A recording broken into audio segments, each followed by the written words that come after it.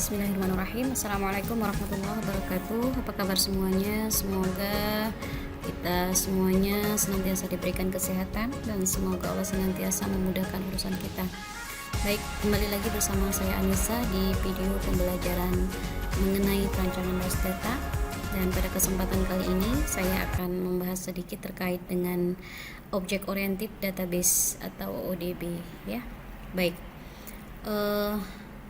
Ada beberapa hal yang ingin saya sampaikan ya pada kesempatan kali ini ya terkait dengan Object Oriented Database ini ya, atau dari segi pengertian apa sih ya yang dimaksud dengan Object Oriented Database, yaitu salah satu jenis database ya di mana datanya direpresentasikan dalam bentuk objek ya. Yang perlu digarisbawahi di sini adalah bahwasanya datanya itu direpresentasikan dalam bentuk objek ya.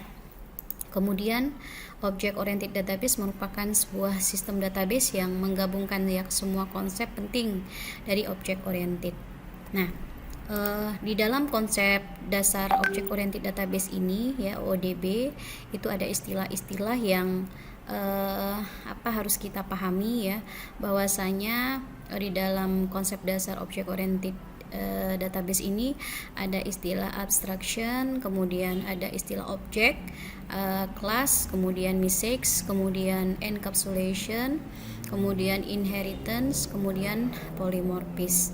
Baik, kita akan membahas satu persatu terkait dengan istilah-istilah atau konsep yang ada di dalam konsep dasar Object Oriented Database ini. Yang pertama adalah abstraction. Ya, apa yang dimaksud dengan abstraksi ya? Mungkin yang perlu digarisbawahi di sini adalah konsentrasi kita yaitu pada objeknya ya. Ya, jadi objeknya apa sih gitu ya? Kemudian apa yang bisa dilakukan objek itu. Jadi objek itu bisa ngapain aja gitu ya. Sebelum kita memutuskan bagaimana mengimplementasikannya. Jadi konsentrasi kita yaitu pada objek-objeknya dulu gitu ya. Nah, kemudian ada istilah objek dan kelas ya. Objek itu apa?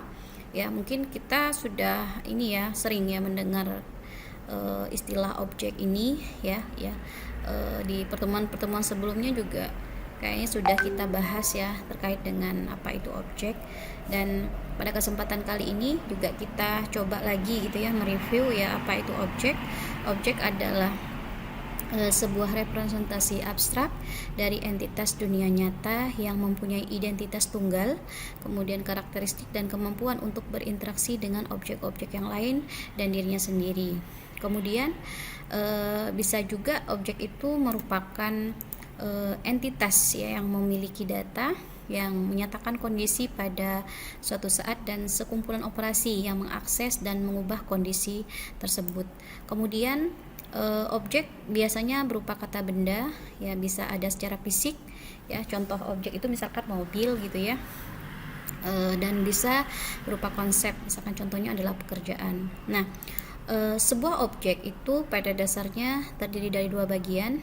Yang pertama adalah state ya, ditentukan oleh value atau nilai dari atributnya. Kemudian yang kedua adalah behavior, yaitu sifat objek berdasarkan message yang diterima atau ditentukan oleh operasi yang dilakukannya sendiri. Jadi kalau misalkan disimpulkan bahwasanya di sini itu pengertian dari objek. Kemudian kalau kelas itu adalah kumpulan dari objek-objek yang sejenis. Nah, mungkin di sebelum-sebelumnya kalau kita sudah mencoba kemarin ya menggunakan teknik perancangan dengan menggunakan model entity relationship dengan menggunakan entity relationship diagram, bahwasanya kita akan menemukan di sana ada banyak entitas ya yang saling berelasi atau berhubungan antara satu dengan yang lainnya. Kalau kita berbicara objek itu adalah entitas tadi ya. Objek itu adalah entitas.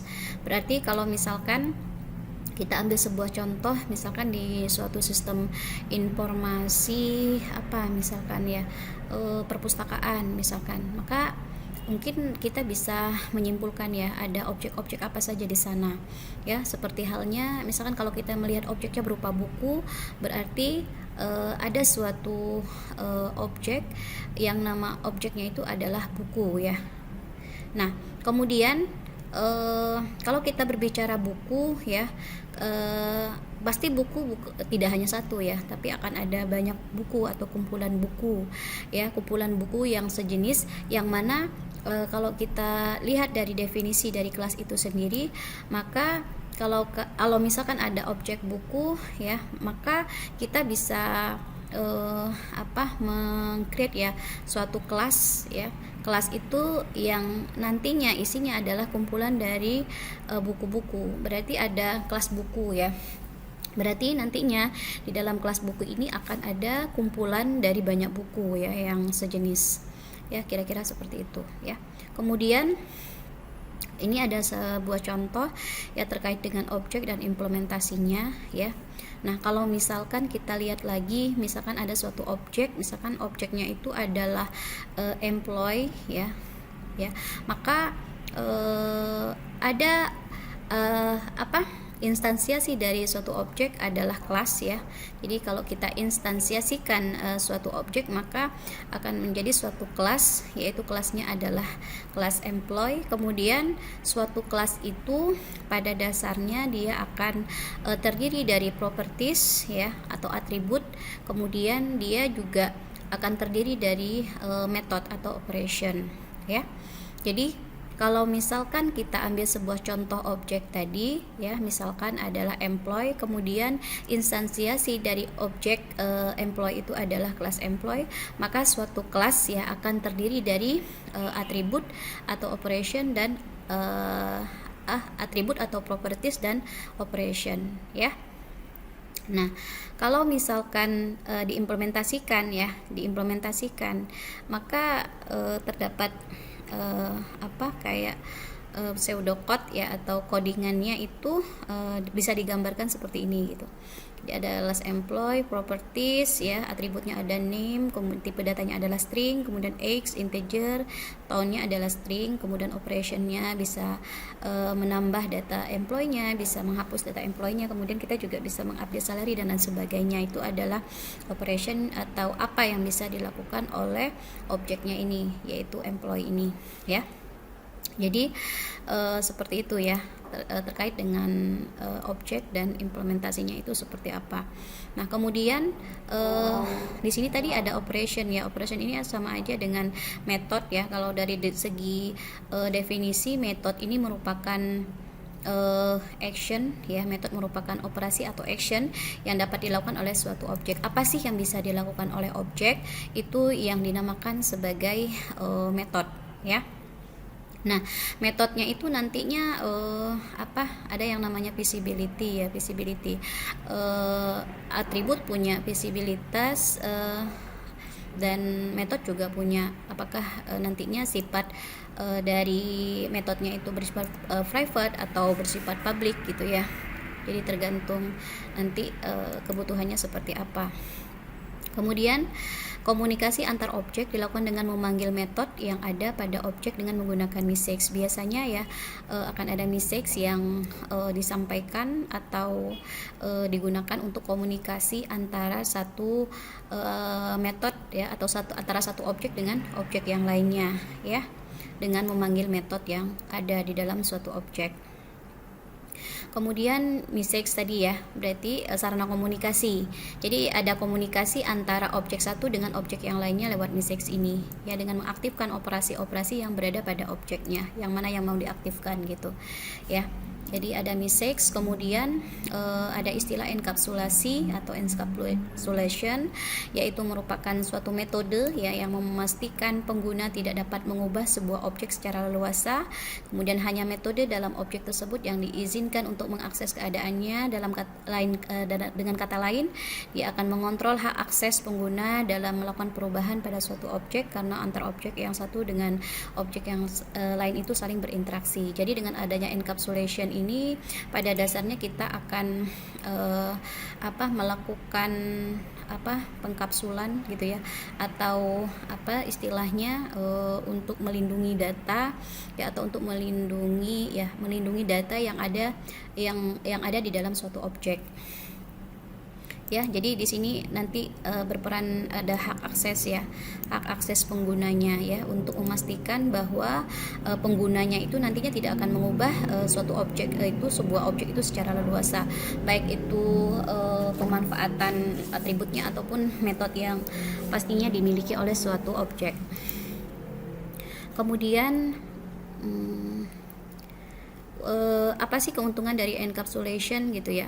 Kemudian kalau kita lihat di sini, data yang dienkapsulasi lebih terlindungi ya, lebih aman ya, datanya lebih aman karena pihak atau kelas-kelas lain atau pengguna-pengguna lain tidak secara merta gitu ya bisa asal comot gitu ya, asal ubah ya data yang dimiliki oleh suatu objek. Jadi lebih terkontrol ya, karena masing-masing pengguna memiliki hak akses ya, dan memang data yang dimiliki oleh suatu objek itu dilindungi ya. Kemudian kita dapat membuat objek yang sangat handal dan konsisten karena objek mempunyai kontrol penuh terhadap datanya. Kemudian kalau lihat dari integritasnya dengan menggunakan enkapsulasi ini, integritas datanya lebih terjaga ya. Kemudian di dalam konsep dasar object oriented database ini kita juga mengenal ada istilah kelas hierarki dan inheritance ya. Mungkin kita sudah sering mendengar ya kata-kata inheritance ini, pewarisan ya, di mana di dalam kelas hierarki dan inheritance ini kelas dapat mempunyai anak ya, istilahnya biasanya adalah subclass ya, biasanya yang sebagai induknya dinamakan sebagai superclass gitu ya, superclass dan subclass ya. Kemudian sebuah kelas dapat dibuat berdasarkan kelas lain. Kemudian di adanya konsep pewarisan, di mana di dalam konsep pewarisan ini adanya pendefinisian kelas baru yang mewariskan ya, yang mewarisi struktur dan operasi atau behavior dari kelas sebelumnya ya. Jadi di dalam object oriented ini ya ada konsep pewarisan ini mendukung pengembangan sistem secara incremental dan reusability dari kelas yang sudah ada. Kemudian kelas anak atau turunan itu dapat dibuat di mana nantinya ya kelas anak atau turunan ini bisa mewarisi ya. Yang perlu digarisbawahi di sini dia bisa mewarisi semua atribut. Apa yang diwarisi? Atribut ya, atribut dan perilaku atau metode ya dari kelas induknya atau superkelasnya. Apa yang dimaksud dengan kelas hierarki, yaitu hubungan antara superkelas dan subkelas. Jadi superkelas ini merupakan kelas induknya, sementara subkelas ini berarti merupakan kelas anaknya gitu ya. Ada konsep seperti itu. Nah, kemudian ini ada satu contoh ya, contohnya mungkin kita ambil yang ini gitu ya. Ada class person misalkan gitu ya. Kemudian class person ini dia memiliki subclass ya, yaitu employee dan customer. Kemudian kelas employee ini juga punya subclass lagi, ada officer, ada teller, ada sekretaris ya. Ini berjenjang ya. Jadi ada hierarkinya gitu ya. Kelas hierarkinya seperti ini. Nah, kalau konsep ini kita buatkan ya, atau bagaimana kita mendefinisikan kelas hierarki ini ya, pseudocode-nya seperti apa, pseudocode-nya seperti apa, bisa kita lihat ya. Di sini ada satu kelas, namanya kelasnya adalah person. Kelas yang ini merupakan superkelasnya, yang di bawah adalah subkelasnya ya. Maka di sini kelas person ini ya, yang atributnya adalah nama, address gitu ya. Kemudian dia punya ada metode gitu ya. Get nama, ada get address, kemudian ada set address-nya juga. Kemudian bisa kita lihat ya, di dalam kelas person ini nantinya itu bisa mewariskan baik itu atribut ataupun metode yang dimiliki oleh kelas person ini ke kelas yang berada di bawahnya atau kelas anaknya, termasuk customer ya. Customer itu merupakan turunan dari atau inherit ya dengan kelas person yang ada di atasnya, begitu juga dengan employee. Nah, kita lihat lagi. Kalau yang di sini teller tadi ya merupakan turunan dari kelas employee ya, begitu seterusnya. Jadi berjenjang seperti ini, dan perlu diperhatikan mungkin dari pembahasan terkait dengan inheritance ini, bahwasanya nantinya ya metode yang sudah didefinisikan pada superclass ya, kelas superclassnya tadi adalah kelas person ya, ini superclassnya. Kemudian itu tidak usah ditulis double gitu ya, tidak ditulis lagi pada masing-masing subclassnya. Jadi di dalam subclass itu tinggal bisa menggunakan gitu ya, atau bisa mewarisi ya setiap atribut dan metode yang dimiliki oleh kelas induknya atau superclassnya. Jadi mungkin dari segi dari segi waktu programmingnya atau programmernya itu waktunya lebih hemat gitu ya pada saat ingin menuliskan codingannya gitu ya, hemat waktu programmer. Nah, kemudian ini juga salah satu contoh penggambaran ya, penggambaran misalkan ada animal gitu, ada kelas animal ya, kemudian misalkan di dalam kelas animal itu punya subclass ya, subclassnya adalah kura-kura ya, kemudian jerapah, misalkan ada kelas elephant gitu ya. Nah, ini adalah subclassnya, ini misalkan adalah superclassnya. Kalau penggambarannya itu seperti ini ya. Jadi ada kelas animal, ini adalah nama kelasnya. Di section yang kedua ada atribut yang dimiliki beserta tipe datanya, kemudian yang di bawah ini adalah metodenya. Maka kelas ini ya, subclassnya ini yang berada di bawah itu akan mewarisi semua sifat yang ada di kelas induknya, yaitu superclassnya ya. Seperti ini ya, ini subclassnya, ini superclassnya. Jadi ini bisa mewarisi semua sifat yang ada di bisa mewarisi semua sifat yang ada yang dimilikinya ke subclassnya ya. Mungkin nanti kalau misalkan ada yang membedakan maka bisa dituliskan ya, misalkan kalau yang jerapahnya kan lehernya gitu, dari segi lehernya panjang gitu ya, dan lain sebagainya. Kalau misalkan berbeda boleh dibuatkan seperti ini ya. Nah, kemudian ada lagi polymorphis ya.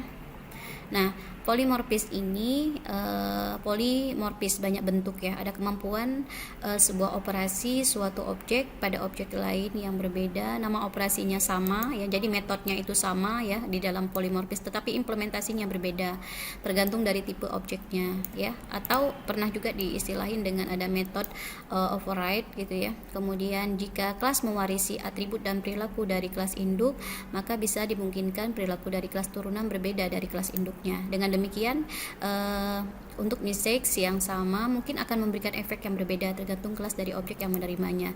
Jadi di dalam polymorphis ini ya tadi banyak bentuk ya. Jadi dalam konsep objek oriented, objek-objek dikatakan polymorphic bila mempunyai antarmuka yang identik ya, jadi sama metodenya namun mempunyai perilaku yang berbeda. Contoh mudahnya adalah ada dua buah objek dari kelas yang berbeda dapat memiliki nama metodenya yang sama namun algoritma metodenya berbeda ya, seperti ini contohnya ya. Bisa dilihat ya. Jadi ini ada contoh polymorphis, bahwasanya di sini sama-sama punya metodenya adalah bonus, tapi ininya berbeda ya, cara perhitungannya berbeda. Yang ini salary-nya tentunya yang staff lebih kecil ya, lebih kecil salary-nya dibandingkan dengan manager ya. Jadi ada kelas staff, ada kelas manager, sama-sama memiliki metode yaitu add bonus, tapi perlakuannya berbeda ya, atau ada metode overriding ya namanya ya. Nah, mungkin itu ya yang terkait dengan konsep dasar dari object oriented database. Tadi ada istilah-istilah yang mungkin harus kita pahami.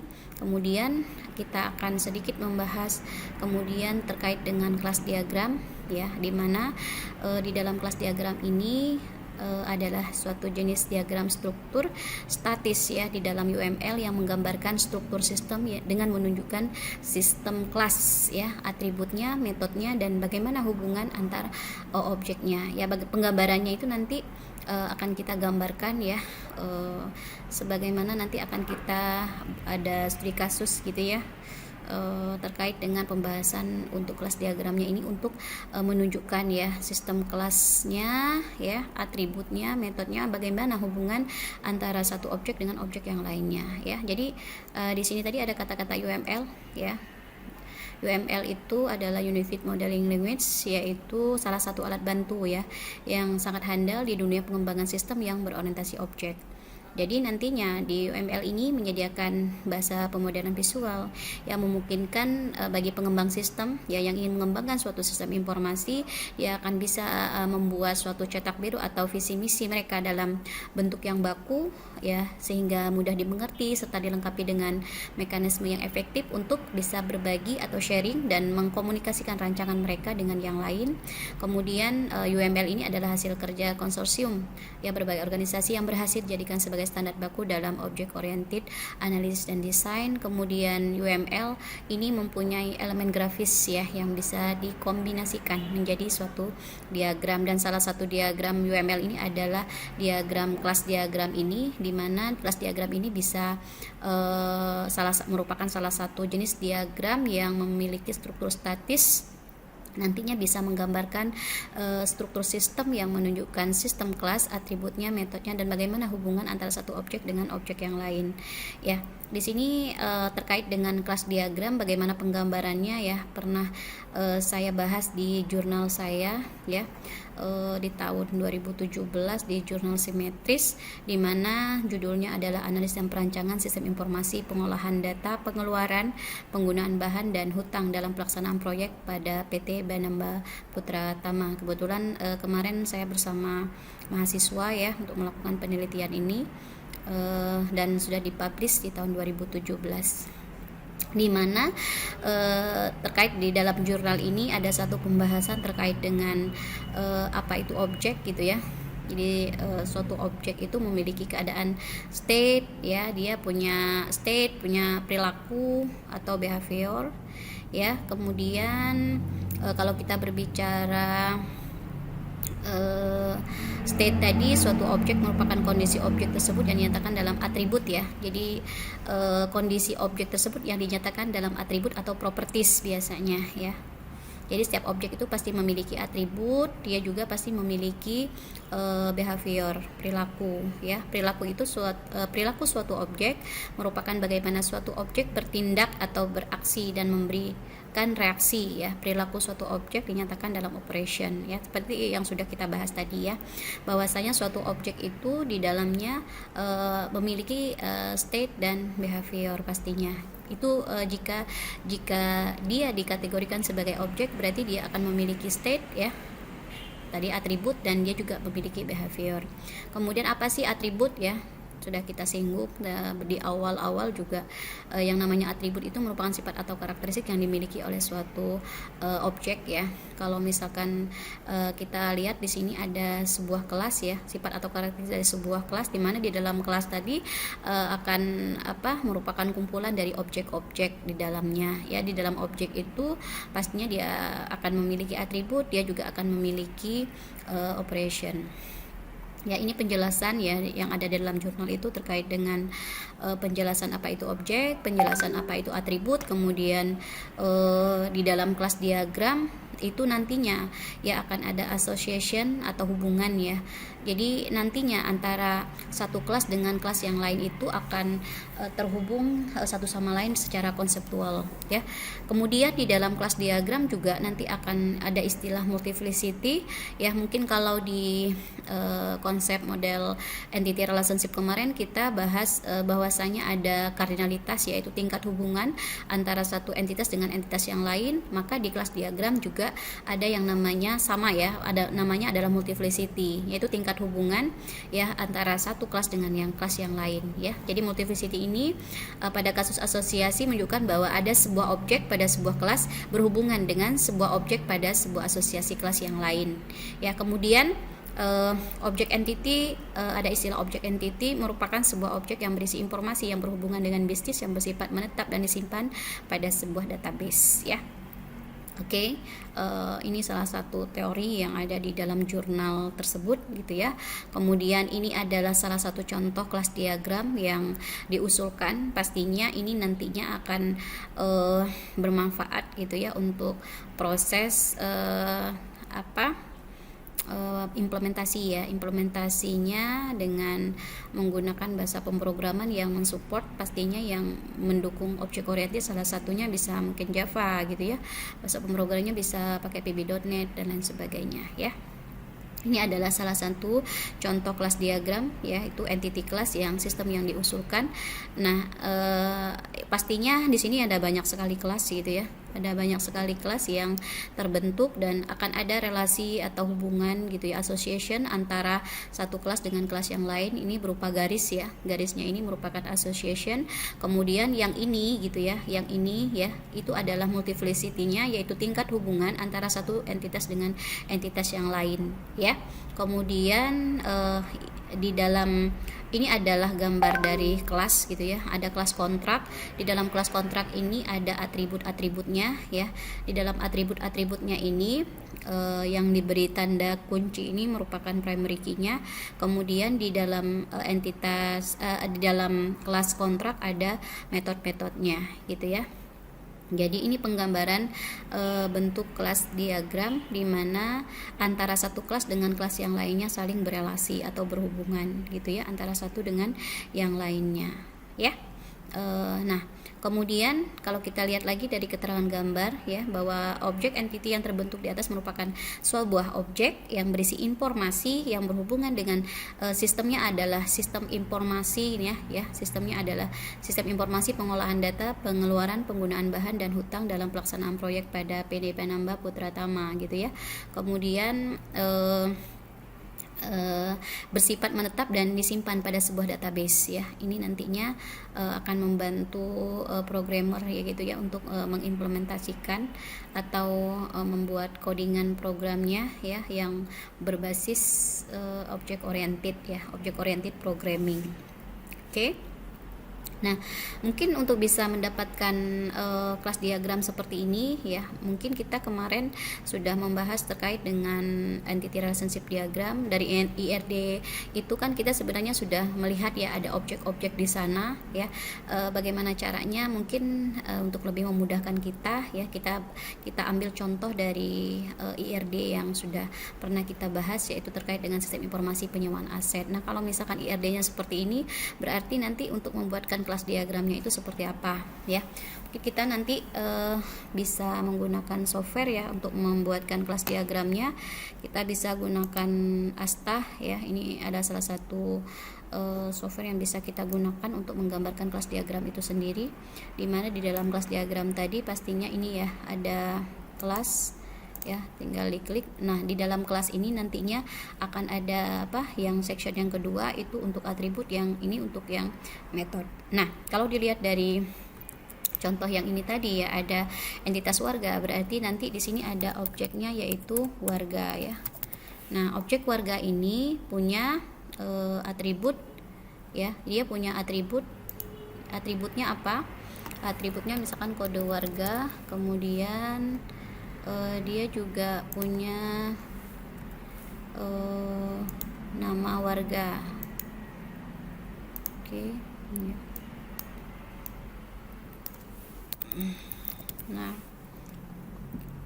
ya ini ya nama warga. Jadi ini ada visibility-nya, bisa private ya. Kalau dia min seperti ini berarti private ya.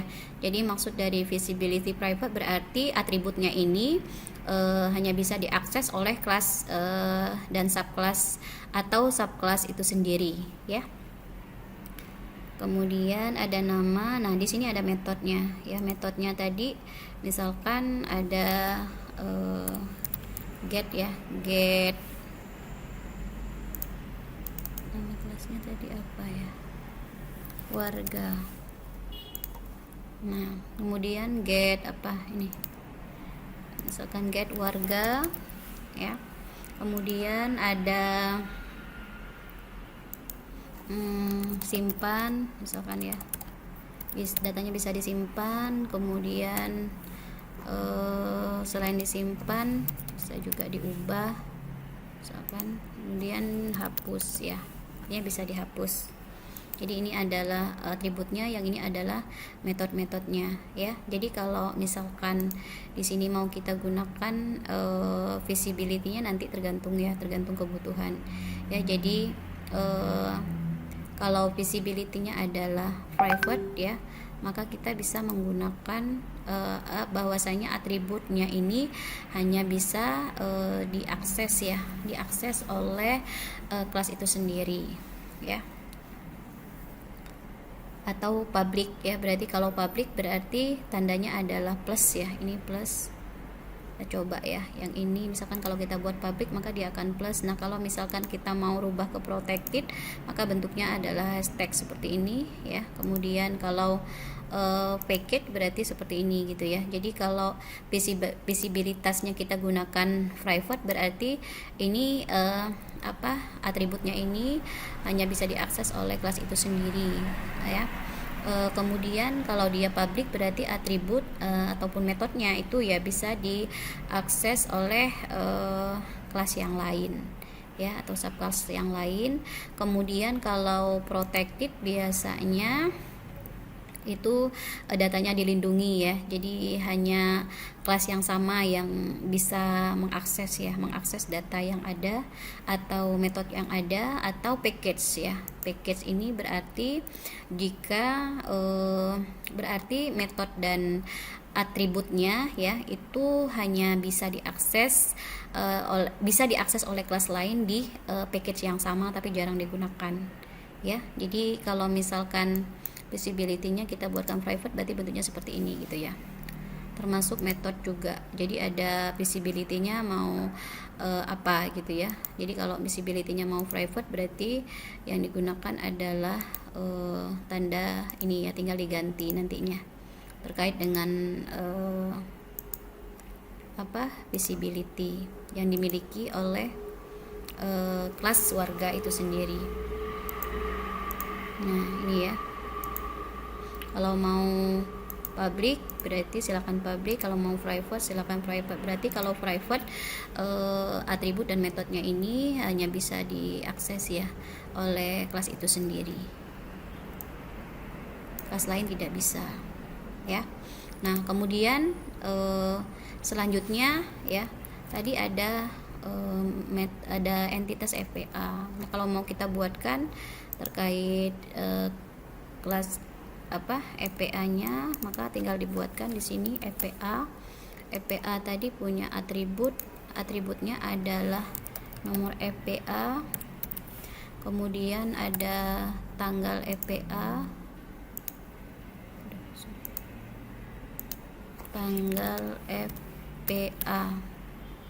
ya.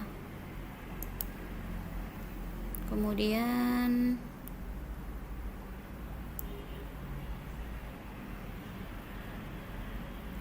selain ini juga punya metode misalkan ya. Metodenya adalah misalkan get FPA. Kita bisa mengambil ya data yang ada membaca data yang ada di FPA, kemudian simpan, ubah, hapus. Kemudian selain FPA ya, antara warga dengan FPA ada asosiasi ya, tinggal dibuatkan ada asosiasi. Di sini ada hubungan di mana ada multiplicity, yaitu tingkat hubungan antara satu kelas dengan kelas yang lain ya. Ini one misalkan, yang ininya multiplicity-nya adalah minimal 1 maksimal banyak, atau ini minimal 0 maksimal banyak. Jadi satu warga itu bisa membuat minimal 0 form permintaan aset misalkan, atau maksimal, atau bisa seperti ini gitu ya, ada minimal maksimal ya. Kalau mungkin kita gunakan IRD kemarin cuman one to many, many to one gitu ya, one to one dan many to many ya. Kemudian EPA ini berhubungan dengan, kita lihat, aset ya. Kemudian ada relasi isi yang nantinya akan menjadi kelas tersendiri. Maka bisa kita lihat di sini ya. Oke, ada kelas ya. Kelasnya di sini, nama kelasnya, asosian kelasnya adalah kelas isi. Ya, di dalam kelas isi ini ada atribut-atribut yang dimiliki oleh isi. Itu ada nomor EPA,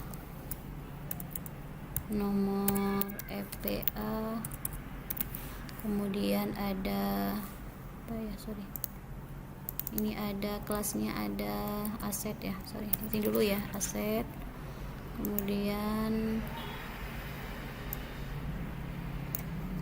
aset itu juga punya atribut aset adalah kode aset, KD aset, kemudian ada nama aset, KD aset, kemudian ada nama aset,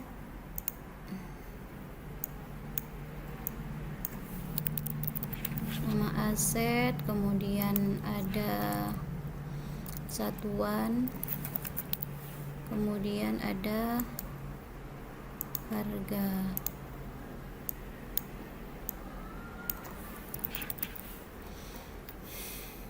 Oke, kemudian di sini ada metodenya. Misalkan ada get EPA, kemudian ada simpan, misalkan simpan EPA. Oke, dua metode itu.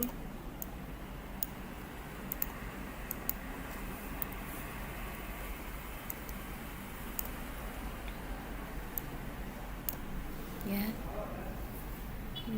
simpan ya, ganti dengan simpan.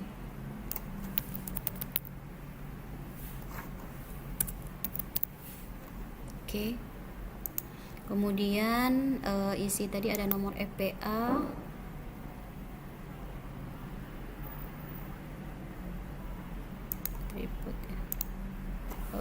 ada KD aset, kemudian ada jumlah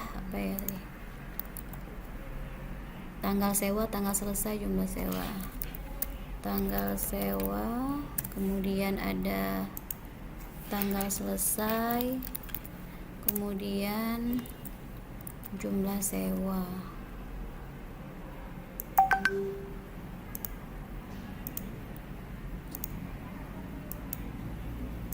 Jumlah sewa ya.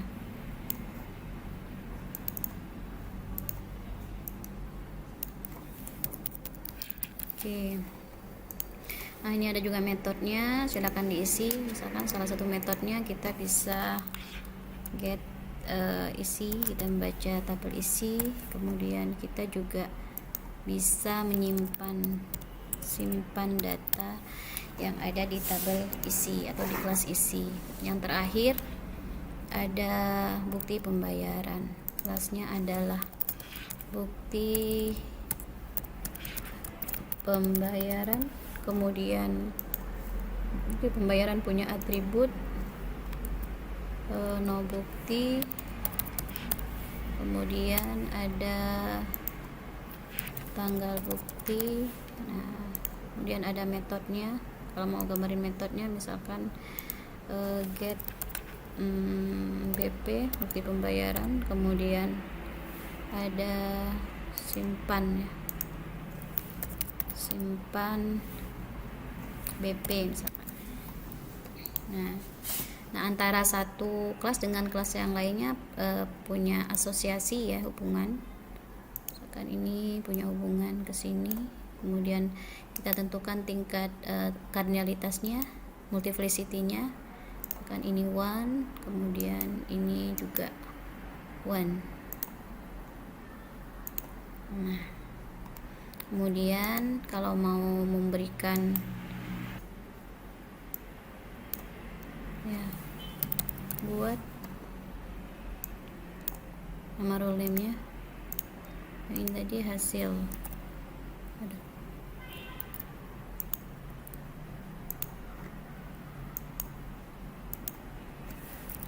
hasil. Oke.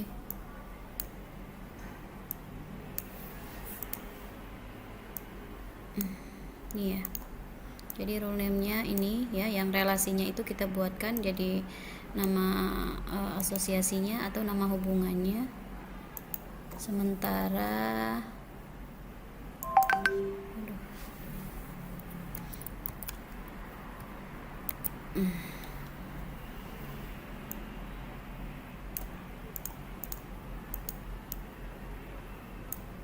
oke.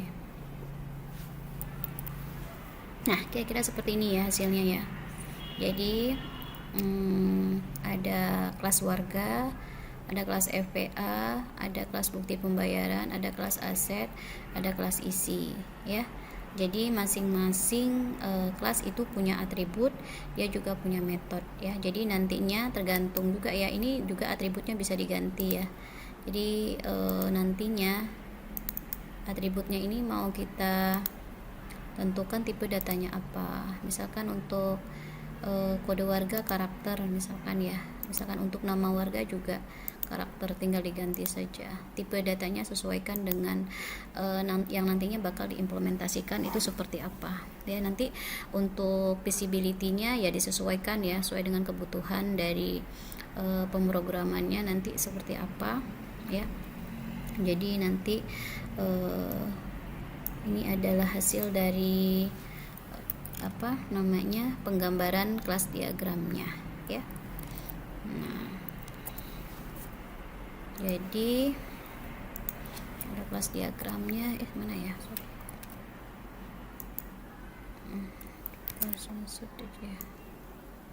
Ini adalah hasil dari kelas diagramnya.